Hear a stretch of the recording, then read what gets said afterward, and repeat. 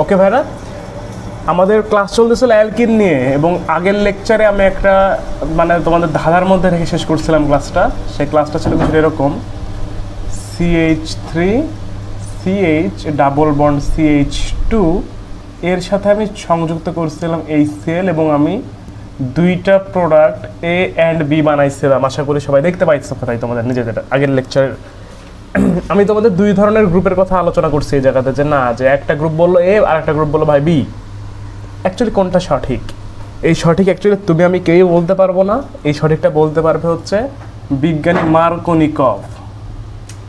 হ্যাঁ, এই মার্কোনিকভ এই বিষয়ে তার নীতি প্রদান করছিল। মার্কোনিকভ নীতি।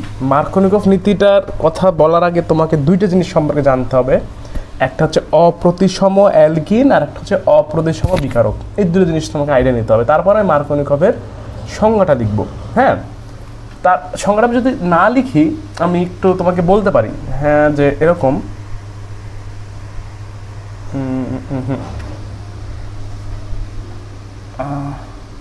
হ্যাঁ, লিখো অপ্রতিসম অ্যালকিন। অপ্রতিসম অ্যালকিন, এটা একটু বুঝে নিই আমরা। অপ্রতিসম অ্যালকিনটাকে আমি সংজ্ঞাটা তারপর লিখবো নিজের মতো করে, যেটা ঠিক আর কি। একদম বই মতো তোমার সংজ্ঞা আসলে বুঝতে পারলেই হলো, তুমি তোমার মূল অংশটা ওখানে বুঝাইতে পারলেই তুমি মার্কস পাওয়া, নো প্রবলেম। অপ্রতিসম অ্যালকিন হচ্ছে যদি দ্বিবন্ধনের দুই পাশে হাইড্রোজেনের সংখ্যা ভিন্ন হয়। দ্বিবন্ধনের দুই পাশে H যদি ভিন্ন হয় তাহলে সেটা হচ্ছে অপ্রতিসম অ্যালকিন। যেমন এইটা কিন্তু একটা অপ্রতিসম অ্যালকিন, মানা যাচ্ছে? হ্যাঁ, আমি যেটা এখন পড়াচ্ছি সেটা হচ্ছে মার্কোনিকভ নীতির প্রযোজ্যতা, যে কখনোই মার্কোনিকভ নীতিটা অ্যাপ্লাই করবো। এই অপ্রতিসম অ্যালকিন হইতে হবে, আর অপ্রতিসম বিকারক হইতে হবে। আর একটা হচ্ছে অপ্রতিসম বিকারক। অপ্রতিসম বিকারক মানে আক্রমণ যে করবে, বিকারক। তার মানে কি দুইটা মৌলকি ভিন্ন, মানে একটা যৌগের যদি সব পরমাণুগুলো ভিন্ন হয়, ভিন্ন পরমাণু বিশিষ্ট যৌগ, ভিন্ন পরমাণু বিশিষ্ট যৌগ। হ্যাঁ, আমি এটার কি বুঝাইতে পারছি? বিশিষ্ট যৌগ যেমন HCl, এটা কিন্তু একটা অপ্রতিসম বিকারক। যদি আমি বলতাম যে Cl2, এটা কিন্তু একটা প্রতিসম বিকারক। হ্যাঁ, এটা কিন্তু প্রতিসম, কারণ কি দুইটা একই পরমাণু। হ্যাঁ, এটা হচ্ছে প্রতিসম বিকারক। ক্লিয়ার? আচ্ছা, তাহলে এই জায়গার মতে বিষয়টা আমি মার্কোনিকভের সংজ্ঞা এবার দিই, যে কোনো অপ্রতিসম বা অ্যাকচুয়ালি আমি বলতে পারি যে মৌলিক অণু। হ্যাঁ, এটা হচ্ছে মৌলিক অণু। আমি এটাকে বলতে পারি যে মৌলিক অণু হচ্ছে অপ্রতিসম। হ্যাঁ, আর একটা যৌগিক অণু, দুইটা যেহেতু আলাদা। ওকে, যে মার্কোনিকভ নীতিটা একটু শোনো ভালো করে, যে অপ্রতিসম অ্যালকিনের সাথে অপ্রতিসম বিকারক, আক্রমণকারী বিকারকের বিক্রিয়ায় আক্রমণকারী বিকারকের ধনাত্মক অংশ যাই হচ্ছে বেশি হাইড্রোজেনযুক্ত কার্বনে যুক্ত হয়, এবং এবং ঋণাত্মক প্রান্ত কম কম হাইড্রোজেন বিশিষ্ট কার্বনে যুক্ত হয়। ক্লিয়ার? কি বললাম? অপ্রতিসম অ্যালকিন। অপ্রতিসম অ্যালকিনের সাথে অপ্রতিসম বিকারকের বিক্রিয়ায় অপ্রতিসম বিকারকের তড়িৎ ধনাত্মক অংশ যে কার্বনে হাইড্রোজেনের সংখ্যা বেশি ওই কার্বনে, এবং তড়িৎ ঋণাত্মক প্রান্ত যে কার্বনে হাইড্রোজেনের সংখ্যা কম ওই কার্বনে যুক্ত হয়। ক্লিয়ার? তার মানে আমি বলতে পারতেছি H বেশি স্থানে হচ্ছে আমার তড়িৎ ধনাত্মক, বা তড়িৎ ধনাত্মক বলতে ধনাত্মক প্রান্ত, তড়িৎ না লিখে আমি ধনাত্মক বোঝাইতে পারি, ধনাত্মক প্রান্ত। আর H কম স্থানে ঋণাত্মক প্রান্ত। বিষয়টা খেয়াল করো, H বেশি H কম মানে কোনটার? অপ্রতিসম অ্যালকিনের। অপ্রতিসম অ্যালকিনের মার্কোনিকভের নীতির এটা সব কৌশল আছে, কৌশলগুলো আলোচনা করব। আগে বিক্রিয়াগুলো দেখো, কৌশলগুলো বললাম না আলাদা কাছে কৌশলই রাখবো আমি, যেসব কৌশল ইম্পর্টেন্ট ওই কৌশলগুলো পরপর রাখবো যেন তোমাদের পড়তে সুবিধা হয়। ওকে, অপ্রতিসম অ্যালকিনের যেমন এইখানের বিক্রিয়াটা যদি তুমি কমপ্লিট করি এবার, তাহলে আমি আমার কথা অনুসারে আমি বলবো যে H হচ্ছে তড়িৎ ধনাত্মক, এটা ঋণাত্মক, তাহলে এটা যাবে হচ্ছে বেশি কার্বনে। হ্যাঁ, এইচ বেশি স্থানে ধনাত্মক প্রান্ত, এইচ ধনাত্মক বেশি স্থানে যাবে, সিএল ঋণাত্মক এখানে যাবে, মানে বিক্রিয়াটা হবে এরকম CH3 CHCl CH3। আচ্ছা ভাই, এমন না যে শুধু এটাই উৎপন্ন হবে, আগের ক্লাসে আমি বলছিলাম শুধু যে এটাই উৎপন্ন হবে তা না, তার সাথে কিন্তু আরেকটা মূলকও উৎপন্ন হবে, CH3 CH2 CHCl, এটাও কিন্তু উৎপন্ন হবে। বিষয়টা ক্লিয়ার? কিন্তু পার্সেন্টেজটা হিসাব করতে হবে। এইটা অ্যারাউন্ড থাকে হচ্ছে তোমার 90%, আর এইটা হচ্ছে থাকে অ্যারাউন্ড 10%। এটাই হচ্ছে মূল ডিফারেন্স, আর কিছু না। দুইটাই থাকবে কিন্তু পার্সেন্টেজটা একটু কম বেশি হবে। ক্লিয়ার? মার্কোনিকফের নীতির অংশটা। মার্কোনিকফ নীতি এখন থেকে যত জায়গায় এরকম বিক্রিয়া দেখবা সকল জায়গার জন্যই প্রযোজ্য। মার্কোনিকফ নীতি ছাড়া এখন থেকে বিক্রিয়া অ্যালকিনের এই দ্বিবন্ধনের বিক্রিয়াগুলো আমরা ফুললি কাভার আপ করতে পারবো না। মার্কোনিকফ নীতিটা এই জায়গাতেই লাগবে। এখন এই মার্কোনিকফের নীতির একটা বিপরীত নীতি আছে, একটা বিপরীত নীতি, যাকে বিপরীত মার্কোনিকফ নীতি বলে। বিপরীত মার্কোনিকফ নীতি, এই বিপরীত মার্কোনিকফ নীতি মানে আমি আগের কেসে যেটা বললাম যে হ্যাঁ বেশি স্থানযুক্ত স্থানে হচ্ছে তড়িৎ ধনাত্মক প্রান্ত বা হাইড্রোজেন, এটা অনেকে বলে যে হাইড্রোজেন যাবে হচ্ছে যেখানে হাইড্রোজেন সংখ্যা বেশি সেখানে। দেখো হাইড্রোজেন হচ্ছে যেখানে হাইড্রোজেন সংখ্যা বেশি ওখানে যাবে। এমনও হতে পারতো যে না যৌগটা আমার হাইড্রোজেন যুক্ত না, তড়িৎ ধনাত্মক প্রান্তটা হাইড্রোজেন না, অন্য কিছু, তাহলে কিন্তু আমার এরকম ওই সংখ্যাটা কাজে লাগাইতে পারতাম না তুমি, তাই না? এই হচ্ছে কেস। বা এই বিধেই তোমাকে বললো, তখন তুমি কি করতা? বেশি হাইড্রোজেন তুমি কোথাও পাইতেছো না, একটা যৌগ তোমাকে বিক্রিয়া পূর্ণ করতে দিচ্ছে, তখন কিচ্ছু করার নাই। বিপরীত মার্কোনিকফ নীতিকে বলা হয় খারাসের পারক্সাইড নীতি। এটাকে খারাসের পারক্সাইড নীতিও বলে। খারাসের পারক্সাইড, এই ক্লাস আমি চাইলে এগুলো নীতি দিয়েই ক্লাসটাকে 1 ঘন্টা প্লাস রানিং করতে পারতাম, বাট নীতিগুলো আমি এখন দিচ্ছি না, কারণ নীতির একটু কম আসে পরীক্ষায়, আসে না এমন না, আসে। মার্কোনিকফ নীতিটা আসে, খারাসের প্রশ্ন নীতি, বাট আগে আমরা শিখে এই সঙ্গে হ্যাবিচুয়েটেড হই। নীতির বিক্রিয়া হচ্ছে, বিক্রিয়া আমি না দেখে নীতি দেখলে তো শুরুতে আমাদের স্টুডেন্টরা বুঝতে পারবে না, তোমরা শুরুতে যারা আমি দেখতেছো কেবল। ওই জন্য আমরা সবার জন্য যেন বিষয়টা মানে ভালোভাবে সুষমভাবে বন্ডিত হয়, এই জন্য কাজগুলো করতেছে। আগে বিক্রিয়া পরিচিত হয়, আমরা বিক্রিয়াগুলো সম্পর্কে পরিচিত হই, তারপরে আমরা কৌশলগুলো সম্পর্কে পরিচিত হব। খারাসের পারক্সাইড নীতিতে আমার সিমিলার কেসই হয়, কিন্তু এইখানে আমাদের মূল বিকারক হিসেবে আক্রমণকারী বিকারক হিসেবে থাকে হচ্ছে হাইড্রোজেন ব্রোমাইড, এবং পারক্সাইড হিসেবে থাকে, মানে পারক্সাইড হচ্ছে প্রভাবক, এই পারক্সাইড হচ্ছে প্রভাবক, এই হিসাবে থাকে হচ্ছে জৈব পারক্সাইড। জৈব পারক্সাইড থাকে, ঠিক আছে, R2O2 জৈব পারক্সাইড। ওকে, এই জৈব পারক্সাইড ইউজ হয়, হাইড্রোজেন পারক্সাইড নয়। জৈব বিক্রিয়া করতেছে যেহেতু এটা ইউজ করবো আমরা। যেমন এই বিক্রিয়াটা দেখো একটু, CH3 CH2 plus HBr R2O2, তাহলে এখান থেকে উৎপন্ন হবে হচ্ছে আমার মূল বিক্রিয়কটা হবে হচ্ছে যেটা তোমরা নর্মালি করতা।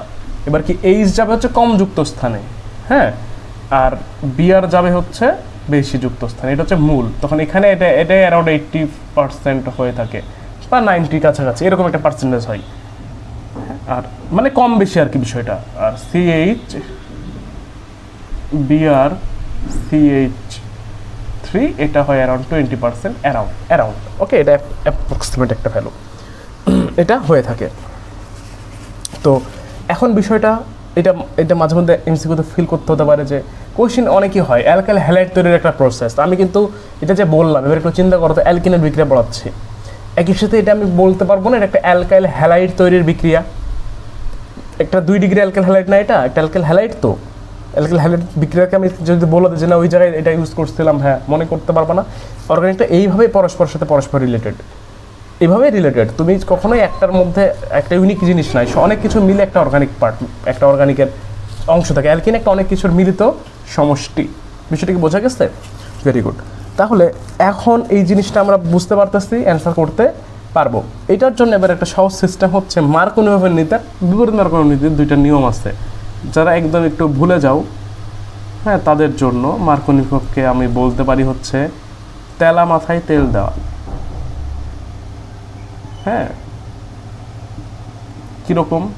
আমি তেলা মাথা হিসেবে বলতেছি হচ্ছে হাইড্রোজেন সংখ্যাটাকে, তেল মানে আমি হাইড্রোজেনকেই ধরতেছি, তাহলে এই জায়গায় কি হাইড্রোজেন বেশি, আমি ওকে আরও তেল দিতে হাইড্রোজেন দিতে যাচ্ছি, তাই করলাম না? এতে হাইড্রোজেন বেশি ছিল ভাই, তাও দিলাম একে আমি আবার। হ্যাঁ, আর অ্যান্টি মার্কোনিকভ, অ্যান্টি মার্কোনিকভ তাহলে আমি কি বলবো বলো তো? তেলা মাথায় কি দিচ্ছি? বেল দিচ্ছি, তেলা মাথায় একটা তেল দিচ্ছি, আর একটা তেলা মাথায় আমি কি দিচ্ছি ভাই বলো তো? বেল দিচ্ছি। তো বেল মানে ব্রোমিন। হ্যাঁ, এই তো তেলা মাথা ছিল এর, এখানে আমি বেল দিয়ে দিলাম ব্রোমিন। ওকে, এভাবে মনে রাখা যায়, বাট আমি অবশ্যই অ্যাপ্রিসিয়েট করি না এটা, যেন কেউ ভুলে না যাও। তাহলে এটা মজা করলাম জাস্ট, আর কিচ্ছু না। ওই তুমি নর্মাল কনসেপ্ট দিয়ে মনে রাখবা। আর এগুলো প্রসেসগুলো সব ফ্রি রেডিক্যাল প্রসেসে, কৌশলে ফ্রি রেডিক্যাল প্রসেসটা আমরা দেখবো যে অ্যাকচুয়ালি এদের কৌশলটা কীরূপ চেঞ্জ হচ্ছে। তাহলে মার্কোনিকভ দেখলাম, অ্যান্টি মার্কোনিকভ দেখলাম আমরা। মার্কোনিকভের একটা, আমি এটা উপরে রাখতেইছি না, মুছে দেবো, দিলাম। মার্কোনিকভের একটা সিম্পল একটা কৌশল আমরা এখন একটু দেখতে চাই, যে অ্যালকিনে আমরা এখন সালফোনেশন করব। অ্যালকিনে রিঅ্যাকশন দেখতেছিলাম না, রিঅ্যাকশনের তো পার্ট এগুলো। অ্যালকিনে আমরা দেখি হচ্ছে একটু সালফোনেশনটা একটু দেখি। সালফোনেশন অ্যাকচুয়ালি কী হয়, আমরা বিক্রিয়া ডিরেক্ট করতে পারি, এমনিও করতে পারি। ধরো আমি নিচে হচ্ছে একটা অ্যালকিন হিসেবে ইথিন। সালফোনেশন মানে কি? H2SO4 সংযোজন। H2 সংযোজন করে কী হবে? OH SO3H, এই টার্ম অনুসারে সংযোজন করি আমরা। তাহলে এখান থেকে কী হবে বলো তো? ওখানে পানি বের হয়ে যাবে, এরা পানি বের হয়ে যাবে, এবং ওই তো OH SO3টা পরস্পর মানে অ্যাকচুয়ালি অ্যালকোহল মানে তো আমার এই বলে H2SO4 মানে তো সে পানি নিরোধন করতে চাই, বা ওখান থেকে অ্যালকোহল উৎপন্ন করতে চাই। অ্যালকিনের সাথে সালফিক অ্যাসিডের সাথে বিক্রিয়া কিন্তু উৎপন্ন হয় হচ্ছে অ্যালকোহল। হ্যাঁ, সালফিক অ্যাসিড কি নর্মালি পানি বের করতে চাই, কিন্তু এখানে তো পানি বের করা আমার হবে, এখানেও পসিবল, এমন না তো পসিবল না, এখানেও পসিবল। দেখো কি হচ্ছে এই জায়গাতে। এই জায়গাতে তোমার প্রথমত উৎপন্ন হবে হচ্ছে এই একটা এইচ, যে উৎপন্ন হবে হচ্ছে CH3, এখানে CH2, এখানে হচ্ছে OSO3H, এই জোড়া কিন্তু তোমরা চিনো। আর এখানে হবে হচ্ছে HOH মানে পানি, তাই না? একটা হাইড্রোজেন, খেয়াল করো এখানে কি হচ্ছে। আমার ইথিন ছিল, জাস্ট আমার এখান থেকে OSO3Hটা এখানে সংযুক্ত হচ্ছে, আর একটা H আমার এই পাশে এসে সংযুক্ত হচ্ছে। তার মানে কি CH3 CH2 OSO3Hটা খুব সুন্দরভাবে কিন্তু আমি এখান থেকে উৎপন্ন করতে পারতেছি। তো এরপরের কনসেপ্টটা যেটা আসবে, যে জুট বিক্রিয়া দিবে, তো সে জুট দিবে না, জুট বিক্রিয়া দিবে। এর পরের বিষয়টা যেটা দাঁড়াবে, যে এটার এভাবে থাকবে না। এর পরের বিক্রিয়াতে যে এই HOH এর সাথে এটা বিক্রিয়া করে H2SO4 আবার আলাদা হয়ে যায়, এখানে OHটা চলে আসে। বিষয়টা এভাবে, এর পরের স্টেপটা বিষয়টা এভাবেই সেখানে শেষ হয়। হ্যাঁ, এখান থেকে উৎপন্ন হয় হচ্ছে CH3 CH2OH, আর আমার যে বিক্রিয়া H2SO4 ছিল সেটা আবার বিক্রিয়াজাত হিসেবেই আমার কাছে থেকে যায়। ক্লিয়ার? এটা মূল মানে স্টেপ ওয়াইজ বিক্রিয়াটা, যে এখান থেকে পরবর্তীতে পানি সংযোজন করব H2O, এই জাস্ট H2O সংযোজন করতেছে, এই সাপেক্ষে বিক্রিয়াটা হচ্ছে। ক্লিয়ার? ওকে, এখন যে কনসেপ্ট আসবে, যে অ্যাকচুয়ালি যে আমরা এই বিক্রিয়াটা করব, যদি এখানে আমি অন্য কিছু অ্যাড করতাম তখন কি হবে? অ্যাকচুয়ালি কিন্তু এটা SO3H তো এখানে পানি সংযোজন করার ফলেই হচ্ছে, নট আদার্স। নর্মালি এখান থেকে হচ্ছে, এখানে কিন্তু পানি সংযোজনের ফলে হচ্ছে, H+ সংযোজনের ফলে হচ্ছে। তো এখানে তুমি একটা কনসেপ্ট এবার দেখবা আর একটা বিক্রিয়ার জন্য, যে CH, আমি এই যৌগটা নেব এবার, CH3 CH double bond CH2 OH SO3H। হ্যাঁ, পানি হাইড্রোলাইসিস। এইখানে তুমি কি করবা বলো? এইখানে কিন্তু তোমার অবশ্যই তুমি এই SO3টা এখানে অ্যাড করে দিলে যে হবে তা না। এখানে কিন্তু তোমার অবশ্যই মার্কোনিকভের নীতি প্রযোজ্য। ওকে, H কিন্তু এখানে ধনাত্মক প্রান্ত, H ধনাত্মক প্রান্ত, H যাবে এই জায়গাতে, আর OSO3Hটা কিন্তু ঋণাত্মক প্রান্ত, হাইড্রোজেন সালফেট। হ্যাঁ, ও কিন্তু আর এখানে আসবে না। এইটা এখানে খেয়াল করো, এই পানিটাই কিন্তু এখানে সংযোজন হচ্ছে এসে। তুমি এখানে যেটা করলা, যে Hটা কিন্তু ধনাত্মক এখানে আসছে, হ্যাঁ এক জায়গায় যাবে। ওকে, এখানে কোনো সমস্যা হচ্ছে না। হ্যাঁ, খেয়াল করো যে Hটা ধনাত্মক, বা তুমি এই Hটা ধনাত্মক করতে পারো, এই Hটা ধনাত্মক, এই এখানে যাবে, আর OSO3Hটা এখানে আসলো, তাই তো হয়েছে। তারপর আমি এখানে এই পানিটা এখানে না, এই পানিটা অ্যাকচুয়ালি আমি এখানেও লিখতে পারতাম আর কি, H2O, ওটাই এই পানি যাচ্ছে। তো মূল কনসেপ্ট হচ্ছে কি, এখানে অ্যাপ্লিকেবল না, কারণ কি বলতো, এখানে কিন্তু মার্কনি কোঅফ চিন্তা করতে হয় নাই, কারণ এখানে আমার অ্যালকিনটাই প্রতিসম, এটাও অপ্রতিসম ওকে, বাট দুইটাকেই কিন্তু অপ্রতিসম হইতে হবে। বলতেছিলাম না, অপ্রতিসম অ্যালকিনের সাথে অপ্রতিসম বিকারক বিক্রিয়া করবে, ক্লিয়ার? কিন্তু এখানে দুইটাই একটা আমার ক্রাইটেরিয়া ফিল আপ করছে আর একটা ক্রাইটেরিয়া ফিল আপ হয় নাই, কিন্তু এখানে ওকে। আমি এখানে না দিয়ে পরেও অ্যাড করতে পারতাম যে এইচ, তাহলে এবার কী হবে বলো তো, এইচ যাবে এই জায়গাতে আর OSO3H যাবে এই জায়গাতে না, দেখো মার্কনি কোঅফের নীতি ফলো করে। CH এখানে আসবে না OSO3H হাইড্রোজেন সালফেট, আর এখানে যাবে না CH3, হবে কি না? অবশ্যই হবে। এর পরের স্টেপটাতে আমার পানি সংযোজন করলে HOH, তাহলে আমার কি হয় বলো তো, আর এবার এভাবে না লিখে লিখতে পারি, HOH সংযোজন করলে কী হয় বলো তো, H2SO4 আর এখানে OH চলে আসবে, তাই না? চলে আসবে। তার মানে আমি এখানে মুছে লিখতে পারি যে ওকে ঠিক আছে, এখানে আমার OH। এইটা হচ্ছে অ্যালকিনের সালফোনেশন। কি উৎপন্ন হয়? অ্যালকোহল উৎপন্ন হয়, ইম্পর্টেন্ট একটা বিক্রিয়া। কিন্তু আমার যদি এখানে একটু সিস্টেম অ্যাপ্লাই করতে হয় যে এই বিক্রিয়াটা তোমাকে MCQ কোশ্চেন দিল, তখন তুমি কী করবা? MCQ এর জন্য আমাদের সিস্টেম হচ্ছে MCQ, যে সালফোনেশন মানেই হচ্ছে HOH সংযোজন করবা, HOH সংযোজন অবশ্যই মিলতে বাধ্য। এই উপরের বিক্রিয়ার জন্য দেখো সালফোনেশনই করতেছেন ভাই, এটা কিন্তু পরিহারাতের জন্য অ্যাপ্লিকেবল না। হ্যাঁ, HOH, H এখানে OH এখানে, নো প্রবলেম ভাই, নো প্রবলেম। CH3 CH2OH নিচের বিক্রিয়ার জন্য CH3 CH double bond CH2, কোনো সমস্যা নাই। HOH কোনো সমস্যা আছে? সমস্যা নাই। এই দেখো মার্কনি কোঅফ লাগবে, এবার এটাও অপ্রতিসম এটাও অপ্রতিসম, মার্কনি কোঅফ লাগবে, বেশিরটা এখানে কমটাতে আমার ঋণাত্মকটা যাবে CH3 CHOH CH3। মানে কি বিষয়টা কি তুমি বুঝতে পারছো কি বিষয়টা? হ্যাঁ, বিষয়টা কিন্তু সিম্পল। অ্যালকিনের সালফোনেশনও কিন্তু ক্লিয়ার। অ্যালকিনের সালফোনেশন হতে পারে, এই ক্লোরিনেশন টোরিনেশনগুলো দেখলা না? আমরা দুইটা এর অ্যালকিনের ক্লাস আমাদের আজকেও শেষ হবে না, অ্যালকিনের ক্লাস আরও একটা এক্সট্রা ক্লাস লাগবে শেষ করতে, কারণ অ্যালকিন একটা হিউজ জিনিস ভাই, এখান থেকে কোশ্চেন হবে, এটা প্রায় তুমি 100% ধরে নাও শিওর। এবার আমি আজকে একটু কৌশলগুলো নিয়ে আলোচনা করতেছি সব অ্যালকিনের। আচ্ছা, আমি একটু আগে একটা কথা বলছিলাম, একটু আগে না, আগের লেকচারে অ্যালকিন তো কেবল শুরু, যে আমি বললাম হচ্ছে যে আমি মূল টার্মটা লিখি আগে, আমি RX বললাম এবং এর সাথে KOH যদি আমি অ্যালকোহলীয় বিক্রিয়া করাই, আমি এখান থেকে আমার এই যৌগটা পাবো, বলছিলাম অবশ্যই বলছিলাম। আচ্ছা, আমি এবার একটা যৌগ লিখতেছি এরকম দেখতে, CH3CH3X। আমি বললাম এটা অ্যালকোহল উৎপন্ন করতেছে, এটা মানে অ্যালকিন উৎপন্ন করতেছে কিভাবে? হ্যাঁ, এটা অ্যালকিন উৎপন্ন করতেছে কিভাবে ভাই বলো তো? অবশ্যই আমি এই বিষয়টা এরকম যে এখানে একটা H আসছে, HX চলে যাচ্ছে, এখানে একটা পাই বন্ড সৃষ্টি হচ্ছে, CH3 CH double bond CH2। বিষয়টা কিন্তু এরকম একটা জিনিস উৎপন্ন এখানে হচ্ছে KOH থেকে, তাই না? যে আমার এখান থেকে একটা যাচ্ছে আর এখানে তোমার K এর সাথে একটা KX যুক্ত হচ্ছে, এখানে একটা ভাঙতেছে, এটা ওই জায়গায় এসে বন্ড সৃষ্টি করে ফেলতেছে। ওকে, নো প্রবলেম, আমার কিন্তু এটা মূল কাহিনী। তো আমি এইটাকে অ্যাকচুয়ালি লিখতে পারবো, সমস্যা নাই, সবই ওকে। কিন্তু আমি যদি এটার ব্যাখ্যা কীভাবে দাঁড় করাবো, যে আমি যদি একটা ব্যাখ্যা এভাবেই একটা কোশ্চেন তোমাকে আমি করতাম যে CH2CH3, এই একটা কোশ্চেন তোমাকে আমি বললাম যে ভাই এখানে X আছে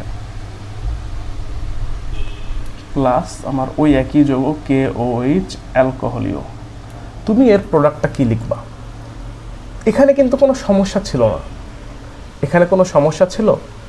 এখানে কিন্তু কোনো সমস্যা ছিল না, এখানে সবই ওকে। KX চলে যাচ্ছিল, আমার ওর বদলে একটা বন্ড এখানে সৃষ্টি হয়ে যাচ্ছিল, তাই না? সৃষ্টি হয়ে যাচ্ছিল, বাট এখানে কিন্তু আমার কেসটা ওই রকম না।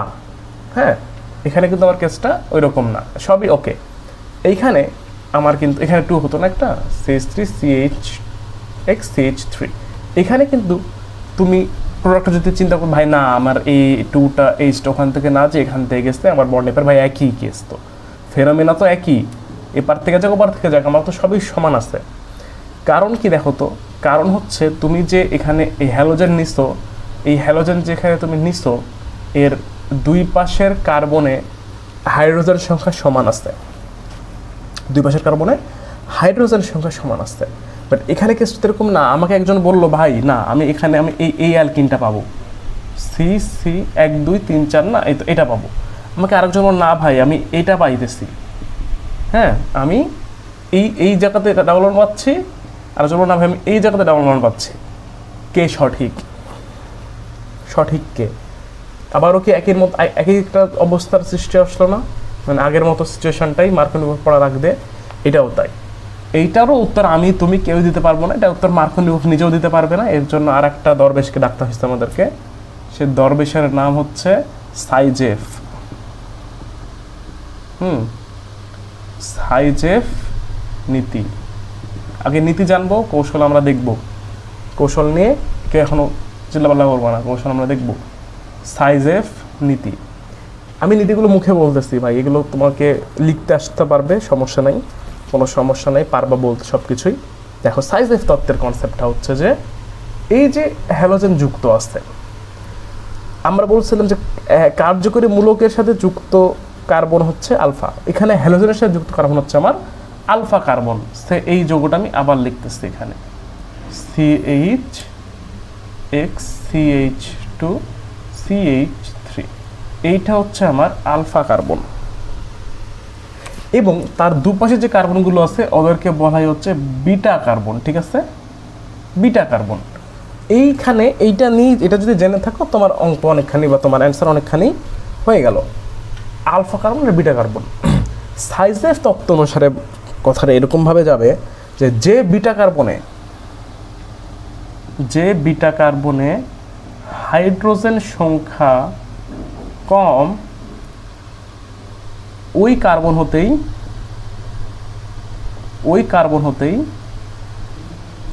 এইচ অপসারণ হবে, ওকে, ওই কার্বন হতে কিন্তু এইচটা অপসারণ হবে। তার মানে এখানে কি কোন বিটা কার্বনে হাইড্রোজেন কম? এই বিটা কার্বনে হাইড্রোজেন কম না, এখানে দুইটা এখানে তিনটা, তাহলে এইচ কই থেকে অপসারিত হবে? এই যে বিটা কার্বন আছে এই বিটা কার্বন থেকে কিন্তু এইচটা অপসারণ হবে। মনে রাখো এই দুটো নীতি কিন্তু অনেক অ্যাপ্লিকেবল, অনেক অ্যাপ্লিকেশন আছে দুটো নীতির, তোমাকে ঠিক মূলক বের করে ঠিক প্রোডাক্ট বের করে ওইটা নিয়ে কাজ করতে হবে। যদি কোশ্চেনে দেওয়া না থাকে তাহলে তুমি দেখো এখানে দুইটা প্রোডাক্টই হবে। হ্যাঁ আমি কিন্তু আবার বলতেছি যে বললো যে না ভাই এখান থেকে এটা হবে, আরেকজন বললো যে না ভাই এখান থেকে এইটা হবে, দুইটাই হবে। এখানে রেশিও এরকম 90-10 থাকে, ওকে, অর্গানিক এরকম হয়ে থাকে 90-10 রেশিওতে এই দুইটাই কাজ করবে। তো যদি যখন একটা দেওয়া থাকে তখন কিন্তু তুমি অবশ্যই এইটা কারেক্ট অ্যান্সার, হ্যাঁ। এবং যদি এভাবে তোমাকে পার্সেন্টেজ দিয়ে বলে যে এ আর বি, তোমাকে বললো তুমি অনেকে খুব বেশি জানো না, অনেকে এটা 10 এটা 9-10 ভুল লিখছি, অনেকে সবাই একটু বেশি জানো যে না আমি সবসময় মূল প্রোডাক্ট লিখি ভাই, আমি কখনো সাবস্টিটিউট প্রোডাক্ট লিখি না, তখন কিন্তু ঝামেলায় পড়ে যাবা। তোমাকে বললো এখান থেকে এ এটা বি এটা,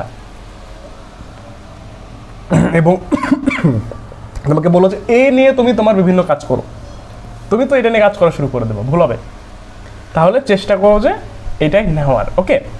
তাহলে সাইজেফ নীতি আর মার্কোনি নীতি আমরা শিখছি আজকে, এগুলোর অ্যাপ্লিকেশন আছে, কৌশল আছে, আমরা এগুলো কৌশলটা দেখবো, বাকি সবই অ্যাপ্লাই করতে পারবো তো কোশ্চেনে। আগে বিকেলগুলো দেখলাম, নীতি দেখবো, এরপর কৌশল, ওকে।